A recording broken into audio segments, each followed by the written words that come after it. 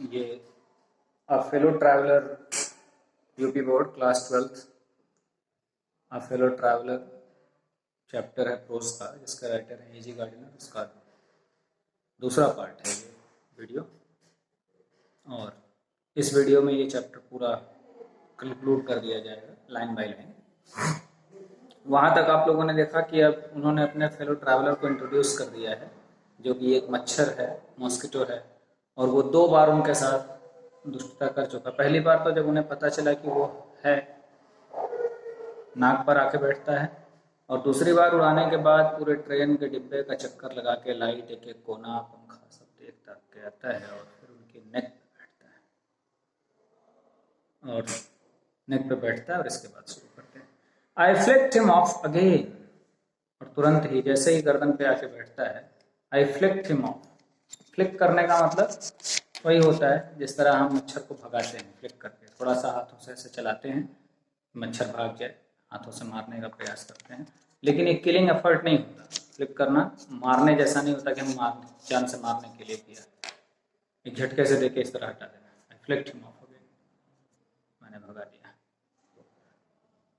ही skipped away, और वो बच गया। उसने ये मेरा वार इस तरह मैंने किया और वो बच गया। स्किप्ड अवे मतलब एकदम बच जाना। Took another jaunt round the compartment, returned and seated himself impudently on the back of my hand.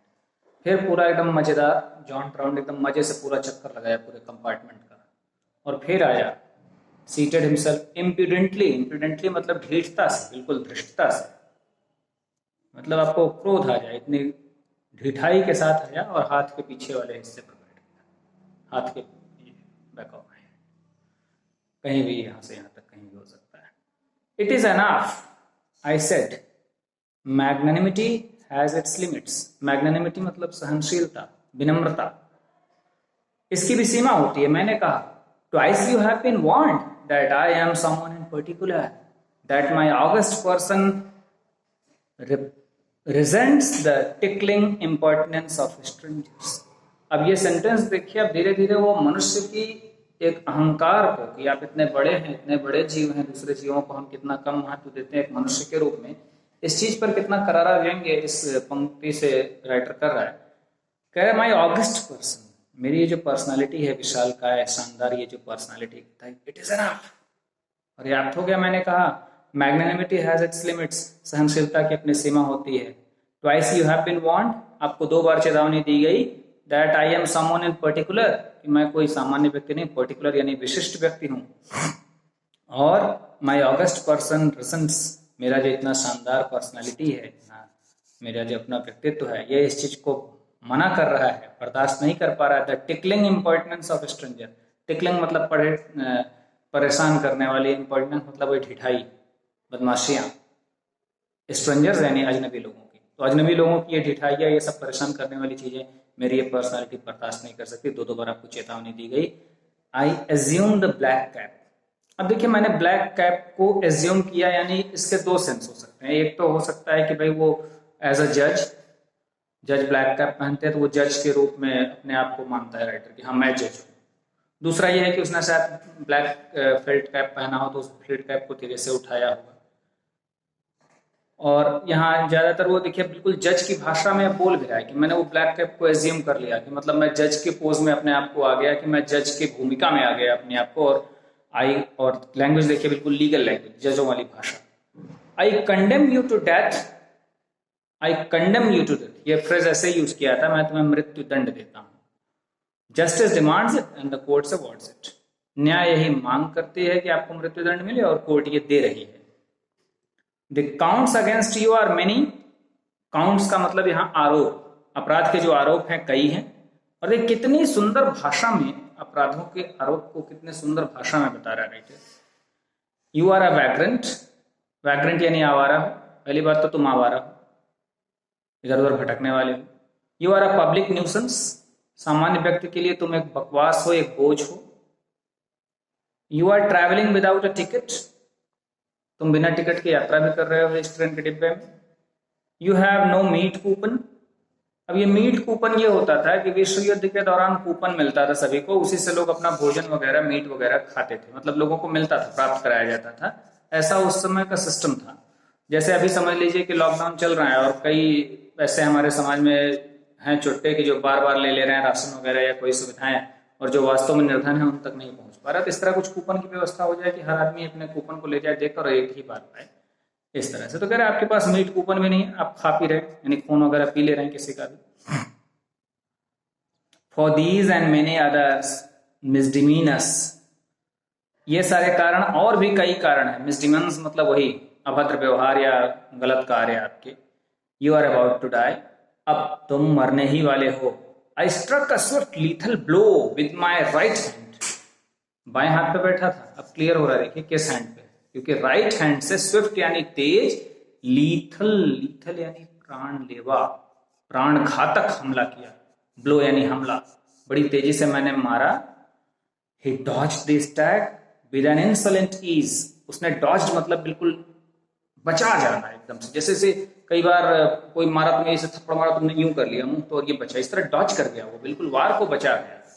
और विद एन इंसोलेंट ईज, और बहुत ही ढिठाई तरीके से बिना किसी मतलब विशेष प्रयास के, ईज यानी आसानी से, एकदम इतनी आसानी से बचा गया।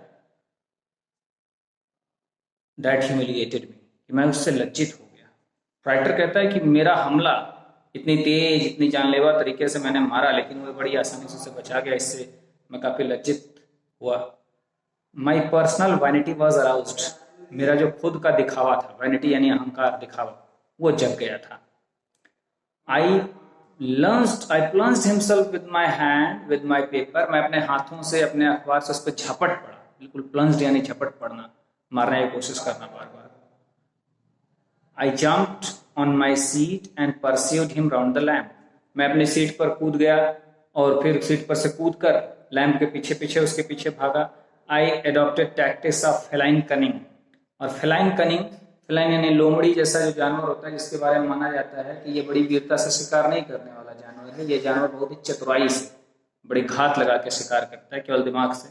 तो उस तरह से मैंने भी चतुराइयों से दांव पेच घात किए। वेटिंग टिल ही हैड अलाइटेड, और प्रतीक्षा किया कि वो उतरे, कहीं पे बैठे। Approaching with a horrible stillness, और उसके पास, अप्रोचिंग यानी पहुंचना, हॉरिबल भयानक, स्टिलनेस मतलब चोरी, बिल्कुल चोरी चोरी उसके पास पहुंचना। Striking with a sudden and terrible swiftness, और बड़ी तेज तरीके से बड़े अचानक हमला करने की मैंने कोशिश की बार बार। अगला पैराग्राफ शुरू होता है, it was all in when. In when का अर्थ होता है व्यर्थ हो जाना। ये सारा प्रयास, ये सारी चालाकी, ये सारी चालबाजी, सब का सब बिल्कुल व्यर्थ हो गया मेरा। He played with me openly and obstinately, वो मुझसे खेल रहा था। ऑब्स्टेंटिसली मतलब ढिठाई से, जैसे कोई बच्चा हो, आप उसको सजा देने के लिए मारे दौड़ाए और वो बार बार आपको चिढ़ाता रहे और धीरे धीरे आपको क्रोध बढ़ता रहे, उस तरह मेरे साथ खेलने लगा खुले तौर पर और ढिठाई से। Obstinately, like a skilful matter finishing round an infuriated bull. अब मैटर क्या होता है, कहीं कहीं अभी सांडों का युद्ध होता है। सांडों का युद्ध सांडों से नहीं, मनुष्यों से, आदमी लड़ते हैं। स्पेन में ये खेल बहुत ही प्रचलित है, भारत में भी, दक्षिण भारत में कहीं कहीं होता, मतलब उसमें सांड को बिल्कुल भड़का दिया जाता है और उसको भड़का कर वो आदमी उसके साथ खेलता है। तो मैं उस समय एक सांड की तरह था जो बिल्कुल अपने ओर से पूरा प्रयास कर रहा था उसे मारने का, और वो छोटा सा जानवर, मैटडर उस खिलाड़ी को कहते हैं। वो स्किलफुल होता है, मतलब पूरी तरह से ट्रेंड होता है। राउंड एंड इन्फीरिएटेड, इन्फीरिएटेड यानी बिल्कुल क्रोध में भरा हुआ, बुल यानी सांड। तो मैं क्रोध में भरा हुआ सांड था और वो मुझे चिढ़ा रहा था, मुझसे खेल रहा था, चारों ओर दौड़ दौड़ कर, मैं उसके चारों ओर दौड़ रहा था, और वो एक मैटडर की भूमिका में था। It was obvious that he was enjoying himself, अब ये बिल्कुल स्पष्ट रूप से पता चला था कि मच्छर बड़ा आनंद पा रहा है। That it was for this that he had disturb my repose, और ये ऐसे समझ में आ रहा था कि उसने मेरे रिपोज यानी एक आरामदायक स्थिति, एक शांति का जो मेरा समय चल रहा था, मैं बिल्कुल आराम से यात्रा कर रहा था, अकेले बैठ के कल्पना कर रहा था, उसने उसको डिस्टर्ब कर दिया था। He wanted a little sport, and what sport like being chased by this huge lumbering windmill of a creature. अब वो तो खेल चाह रहा था, और खेल भी कैसा खेल, देखिए कितनी सुंदर व्यंग्यात्मक भाषा है कि ये खेल ऐसा था कि इतना बड़ा, ह्यूज यानी विशालकाय, एक विशालकाय जानवर उसको पीछा कर रहा है, इतना बड़ा लंबरिंग, लंबरिंग बड़ी तेज आवाज करने वाला, बिल्कुल लड़कता भुड़कता एकदम, और विंडमिल ऑफ अ क्रिएचर। और विंडमिल पंचक्की होती है, हवाई चक्की, एक तरह से बड़ा फैन समझ लीजिए। विंडमिल आप देखेंगे तो फिल्मों में दिखता है, वो हवा ऐसे चलती है तो उससे कहीं कहीं बिजली जनरेट की जाती है, कहीं कहीं पानी निकाला जाता है। तो विंडमिल टाइप का मैं काम कर रहा था, मतलब दोनों हाथों से उसको लगातार मारने की कोशिश, एक मैंने न्यूज़पेपर पकड़ा था एक हाथ से वैसे, या जो भी चीज़ें हाथ लग रही थी, तो बिल्कुल मैं विंडमिल बन चुका था, विशाल का है, आवाज करते हुए, और क्रोध में था। Who tasted so good,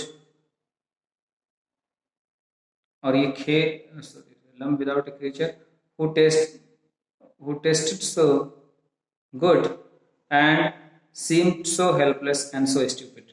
अब ये खेलने में उसे बड़ा अच्छा लग रहा था, लेकिन वो देख रहा था कि ये जो विशालकाय आदमी है ये कितना असहाय है, कितना मूर्ख जैसा दिख रहा है।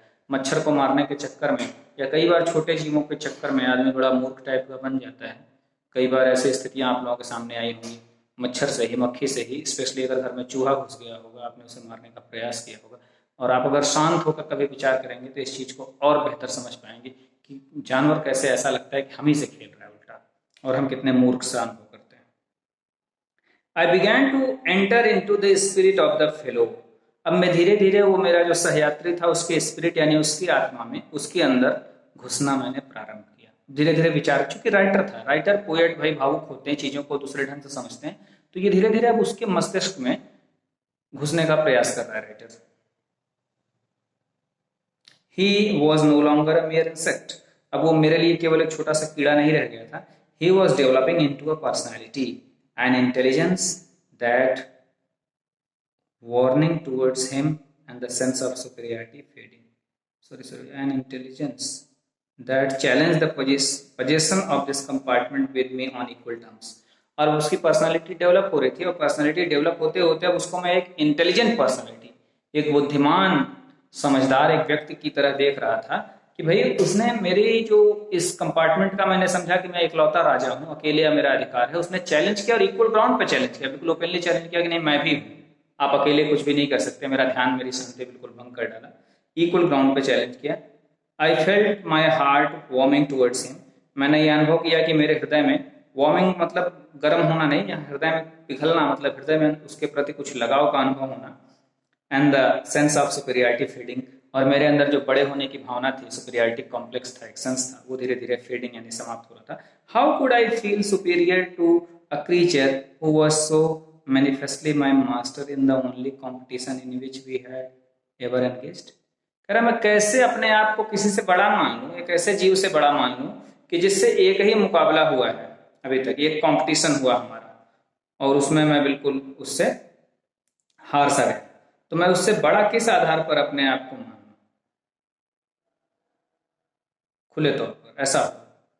Why not be magnanimous again? तो फिर से चलो भाई क्यों ना हम मैग्नानिमस हो जाए, फिर विनम्र ना हो जाए, या काफी सामान्य सभ्यता का परिचय दे, सहनशीलता का परिचय दे। Magnanimity and mercy were the noblest attributes of man. कह रहा है कि मर्सी यानी दया दिखाना, मैग्नानिमिटी मतलब सहनशीलता दिखाना, विनम्रता दिखाना, ये सब मनुष्य के बहुत बड़े गुण हैं। अब देखो इन लाइन्स में भी काफी व्यंग्य है कि एक तरह से सोच सकते हो ये भी कि भाई एक मच्छर से आदमी नहीं जीत पाया है ये राइटर, तो कितनी बड़ी बड़ी बातें कर रहा है कि भाई दया करना और विनम्रता की भावना बड़ी अच्छी बात होती है।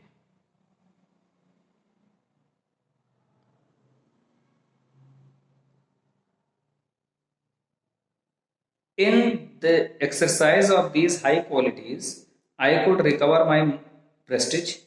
अब चारा भी कुछ नहीं है, अब आ गया राइटर, देखिए व्यंग्य लिख रहा है इसलिए कितनी गजब की बात कर रहे हैं राइटर। कह रहे हैं कि भाई अगर हमें मैग्नेनिमिटी मर्सी दिखा रहे हैं, हम विनम्रता दिखा रहे हैं, हम सहनशीलता दिखा रहे हैं, दया दिखा रहे हैं, तो यही एकमात्र तरीका है कि मैं अपना प्रेस्टीज, अपनी जो एक आत्मसम्मान की भावना है, स्वाभिमान की, उसको बचा सकता हूँ। इसको ऐसा समझिए कि भाई मेरे जैसा मरियल आदमी मैं किसी को कह दूं कि यार तो मैं मार नहीं रहा हूं, जानते हो ना, बस क्षमा मनुष्य का बहुत बड़ा गुण है इसलिए मार नहीं रहा हूं, तरीका क्या है? यार मरियल सा आदमी, कोई दो झापड़ मारेगा तो वैसे ही लुढ़क जाऊंगा। तो चलो भाई, अपनी किसी तरह सम्मान बचाने की कोशिश, बच के निकलने की कोशिश वहां से। At present I was a ridiculous figure. वर्तमान समय में मैं यानी राइटर एक विचित्र सा, रेडिकुलस जिसका मजाक उड़ाया जाए, ऐसा बन चुका था, एक ऐसा व्यक्ति बन चुका था। A thing for laughter and derision, और मैं एक हंसी का पात्र, डिरीजन भी वही होता है, लोग दांत में कोरना, खिसिया के हंसना, चुटकुले बनाना, मैं उसका पात्र हो चुका था। By being merciful I could reassert the moral dignity of man, और दया दिखा के जो मनुष्य की एक नैतिक स्वाभिमान है, जो एक नैतिक स्थान है, बड़ा स्थान, उसको मैं फिर से स्थापित कर सकता था। And go back to my corner with honour, और फिर मैं सम्मान के साथ अपने कोने पे जाके बैठ सकता था, ये कहते हुए कि चलो भाई क्षमा किया, क्षमा करना बहुत बड़ा गुण है, किसी तरह अपने कोने पे जा सकता था। आई withdraw the sentence of death, और मैंने सेंटेंस ऑफ डेथ यानी मृत्यु का फैसला, देखिए सेंटेंस ऑफ डेथ, ये ऐसी लैंग्वेज यूज होती है। तो मृत्यु का फैसला मैंने विड्रॉ यानी वापस ले लिया। आई सेड, मैंने कहा, रिटर्निंग टू माई सीट, अपने सीट की ओर जाते हुए, अपने सीट की ओर जाते हुए मैंने कहा कि चलो भाई मृत्यु दंड मैं वापस ले, तुम्हें क्षमा करता हूं मृत्यु दंड से। दरअसल किताब है नहीं मेरे पास, और मैं जिससे रीडिंग कर रहा हूँ वो मोबाइल है, बहुत छोटा सा, बड़ा खराब सा, घटिया सा, तो उसकी स्क्रीन में बहुत सही है नहीं, लॉकडाउन है, तो मैं इस समय अपने पर्सनल कमरे में हूँ भी नहीं, मैं बाहर फंसा हूँ कहीं, तो बुक्स अवेलेबल नहीं, इसलिए थोड़ी सी मुझे प्रॉब्लम आ रही है। अक्षर इसमें बहुत छोटे, बहुत धुंधले हैं, तो थोड़ी सी रीडिंग में मुझे टाइम लग जा रहा है। अदरवाइज मेरी रीडिंग स्पीड इस तरह की है नहीं, जो बच्चे क्लास लेते हैं वो जानते हैं, मुझे एक आध लाइन देखना होता है, एक आध वर्ड, बाकी ज़्यादातर चीज़ें याद ही होती है। इसमें आंखें कहीं टिक नहीं पा रही, वो इधर उधर हो जा रही हैं, लाइन्स क्लियर नहीं है। खैर, I cannot kill you but I can reprieve you, मैं तो तुम्हें मार नहीं सकता, तो मैं तुम्हें क्षमा करता हूँ, छोड़ रहा हूँ। आई डू इट, मैंने ये कर दिया। I took up my paper and he came and sat on it, और मैंने अपना पेपर लिया और वो आकर उसी पर बैठ गया। देखिए कि कितनी आयरॉनिकल सिचुएशन है टीचर के सामने, कितनी विचित्र सी परिस्थितियां बन गई हैं कि क्षमा करना पड़ा, किस तरह अपना सम्मान बचा के आके बैठा, और जैसे ही अपना पेपर उठाया वो आकर उस पर बैठ गया। और अब देखिए मनुष्य कितना घाती होता है, तुरंत ही कहता है फुलिश फेलो, मूर्ख व्यक्ति हो तुम। I said, you have declared yourself, you have delivered yourself into my hand, तुमने तो मुझे अपने हाथों में सौंप ही दिया, बिल्कुल डिलीवर कर दिया, अपने हाथों में ही लाके मेरे हाथों में तुमने मुझे सौंपा। I have but to give this respectable weekly organ of opinion I smack on both the covers and you are a corpse. अब कितनी अच्छी लाइन की है, जो साप्ताहिक जो पत्रिका छपती है इसके ऐसे दोनों कवर ऐसे खोले, उस पर आके बैठा है, तो कह रहा है बस कुछ और नहीं करना है, इसको क्विक स्मैक, ऐसे दोनों कवर को ऐसे पकड़ के बड़ा क्विकली से इस तरह स्मैक कर दूंगा, and you are a corpse, यानी मुर्दा, और तुम एक शव हो जाओगे, एक लाश बन जाओगे। Neatly sandwiched between an article on peace traps and another on the modesty of mister Hughes. दो आर्टिकल छपे, यानी इस साइड का आर्टिकल इस पन्ने पे छपा था पीस ट्रैप्स, और दूसरी ओर छपा था मॉडेस्टी ऑफ मिस्टर ह्यूज। अब ये दोनों आर्टिकल दोनों पन्नों पे छपेगा, बीच में सैंडविच, सैंडविच आप लोग जाते हैं दो ब्रेड के बीच चीजें दबी, उस तरह तुम बीच में इन दोनों आर्टिकल्स के ऐसे दब जाओगे मुर्दे की तरह। But I shall not do it, लेकिन मैं ऐसा करूंगा नहीं। आई हैव रिप्रीव्ड यू, मैंने तुम्हें क्षमा किया है, जीवन दान दिया है। And I will satisfy you, और मैं तुम्हें संतुष्ट करूंगा कि that when this large animal says a thing he means it, ये बड़ा सा जानवर जो बातें कहता है तो ही मीन्स इट, उसको मतलब गंभीरता से कहता है, उसका पालन करता है। मोरोवर, और इससे भी बड़ी बात यह है, I no longer desire to kill you, अब मेरी बड़ी इच्छा भी नहीं रही कि मैं तुम्हें मारूं, अब मेरी तुम्हें मारने की इच्छा नहीं रही। Through knowing you better I have come to feel, shall I say, जब मैंने तुम्हें बेहतर तरीके से जानने का प्रयास किया तो मैं ये कह सकता हूं कि मैं ये जान पाया, मुझे ये अनुभव हो रहा है, a sort of affection for you, तुम्हारे लिए थोड़ा सा प्रेम जगा है मन में। A fancy that Saint Francis would have called you little brother, और अगर सेंट फ्रांसिस, ये एक संत थे अंग्रेजों के, क्रिश्चियन के धर्म में तमाम संत हुए हैं प्राचीन काल में, वैसे संत थे, संत जैसे होते हैं दया दिखाने की बात करते हैं, तो कह रहे हैं अगर मैं सेंट फ्रांसिस संत होते इस जगह पर तो तुम्हें छोटा भाई तक कह देते। I cannot go so far as that in Christian charity, and civility. Civility यानी सभ्यता। अब क्रिश्चियन धर्म की जो सभ्यता या दान देने की भावना है कि इतने हद तक चला जाऊं कि मच्छर को अपने भाई बना लूं, तो मैं यहां तक तो नहीं जा सकता, but I recognise a more distant relationship. लेकिन एक दूर का संबंध मैं भी समझ पा रहा हूं। Fortune has made us fellow travellers on this summer night. इस गर्मी की रात फॉर्च्यून यानी भाग्य ने हम दोनों को सहयात्री तो बना ही दिया है। तुम मेरे सहोदर नहीं हो, मेरे भाई तो नहीं हो, मैं नहीं कह सकता, लेकिन सहयात्री हैं। I have interested you and you have entertained me. शायद मुझ में तुम्हें इंटरेस्ट आया और मैंने तुम्हें एंटरटेन किया है। The obligation is mutual. तो ये जो लेन देन था, ये जो प्रक्रिया हुई, ये म्यूचुअल थी। म्यूचुअल यानी दोनों ओर से। And it is founded on the fundamental fact that we are fellow mortals. अब धीरे धीरे राइटर कितनी फिलोसफिक बातों की ओर जा रहा है, और ये दोनों एक ही समान धरातल पर है कि we are fellow mortals. Fellow traveller ही नहीं है, हम यात्रा एक साथ कर रहे हैं, लेकिन संसार में भी देखा जाए तो हमारी यात्राएं सीमित हैं। हम दोनों ही नश्वर हैं। मॉर्टल्स यानी जिनकी मृत्यु होनी ही होनी है। हम दोनों फेलो मॉर्टल्स, हम एक लंबी यात्रा पे निकले हुए हैं। इस मामले में हम दोनों बराबर हैं। The miracle of life is ours in common and its mystery too. जीवन के जो चमत्कार हैं वो दोनों के साथ होने हैं, और जो जीवन के रहस्य हैं वो तुम्हारे भी साथ है, मेरे भी साथ है। आई सपोज, मैं ऐसा सोचता हूँ या मानता हूँ, you don't know anything about your journey, कि तुम अपनी यात्रा के बारे में कुछ जानते नहीं हो। मैं ऐसा सोच रहा हूँ। I am not sure that I know much about mine. और मैं भी बड़ा निश्चित नहीं हूँ कि मैं अपनी यात्रा के बारे में जानता हूँ।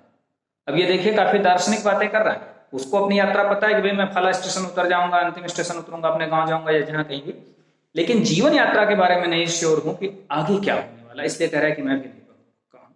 I am not sure that I know much about mind, कि मैं अपनी यात्रा के बारे में ज्यादा जानता हूँ। We are really, when you come to think of it, a good deal alike.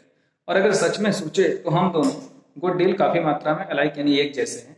Just apparition that are then are not. और हम अपैरिशंस हैं, परछाइयां हैं, एक छलावा सी हैं, जैसे पानी का बुलबुला होता है कि मतलब अभी हैं फिर नहीं है। और सच तो यही है ना, हमारा जीवन तो ऐसा ही है, हम अभी हैं तब नहीं है, कौन जानता है। Coming out of night into the lighted carriage. जैसे कि हम रात से निकले एक परछाई की तरह, एक भूत की तरह, एक छलावे की तरह, और ये मान लो ये कमरा बत्ती जल रही, हम इसमें आए। Fluttering about the lamp for a while and going out into the night again. और जैसे तुम आ गए हो खिड़की से अंदर, इस रात में अचानक आए हो, इस कैरिज में लाइट है, यहाँ फड़फड़ाए और फिर बाहर गए और खो गए। परहैप्स, शायद ऐसा ही कुछ। इसको ऐसे समझिए इस फिलॉसफी को कि ये दुनिया एक रेलगाड़ी का डिब्बा है और लाइट चल रही है। लाइट यहाँ आकर्षण का प्रतीक की ढेर सारी चीजें हमें आकर्षित कर रही हैं, और हम अचानक कहीं से जन्म ले लेते हैं, आ जाते हैं संसार में, अपना रोल प्ले करते हैं एक निश्चित टाइम तक, फिर हम बाहर, सब कुछ खत्म, जीवन ऐसा। Perhaps dot dot dot. शायद काफी बातें छोड़ दी जैसे मैं इमेजिन कर रहा हूं, आप भी कल्पना करिए, समझिए। Going on tonight sir. क्या सर, जाते ही रहेंगे आज रात भर क्या? Said a voice at the window. खिड़की से एक आवाज आई। It was a friendly porter, कि भाई इस रात को आप बाहर निकलेंगे। एक फ्रेंडली पोर्टर था, कुली था, जो काफी मित्रवत बात कर रहा था। Giving me a hint that this was my station. और उसने ये कह के मुझे एक हिंट सा दिया कि ये तो भाई मेरा स्टेशन आ गया है, अब नहीं जाना आगे। I thanked him and said, मैंने उसे धन्यवाद दिया और कहा, I must have been dozing. Dozing का मतलब होता है बैठे बैठे झपकी ले लेना, डॉज करना, थोड़ी सी झपकी, हल्की सी नींद ले लेना। तो मैं जरूर थोड़ा झपकी ले लिया होऊंगा। And seizing my hat and stick. और जल्दी से मैंने अपना हैट एंड स्टिक, सीज करना मतलब यहाँ पे लेने का अर्थ है, मतलब जल्दी से पकड़ा झट से। I went out into the cool summer night.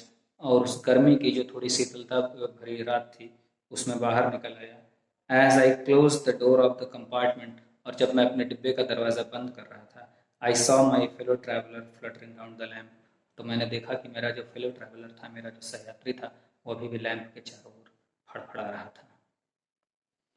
तो ये पूरा चैप्टर समाप्त हुआ। आप लोग इसे, मैं तो चाहूँगा कि जितने लोग आपके छोटे भाई बहन भतीजे बच्चे जो भी हैं, वो इस वीडियो को देखते समय बुक जरूर लें। बुक लेंगे तो बेहतर, तो सब अच्छा रिजल्ट तो ये आएगा कि एक बार आप रीडिंग लगा के देखें, खूब अर्थ क्लियर होंगे। प्रोनाउंसिएशन, जो उच्चारण की समस्या है खासतौर से यूपी बोर्ड वालों की, वो ध्यान दें एक एक वर्ड्स को कैसे प्रोनाउंस किया जा रहा है। Correct pronunciation is very important, ये बड़ा आवश्यक है, चाहे कोई भी भाषा हो। तो इससे सीखें, हेल्प लें। धन्यवाद, थैंक यू ऑल।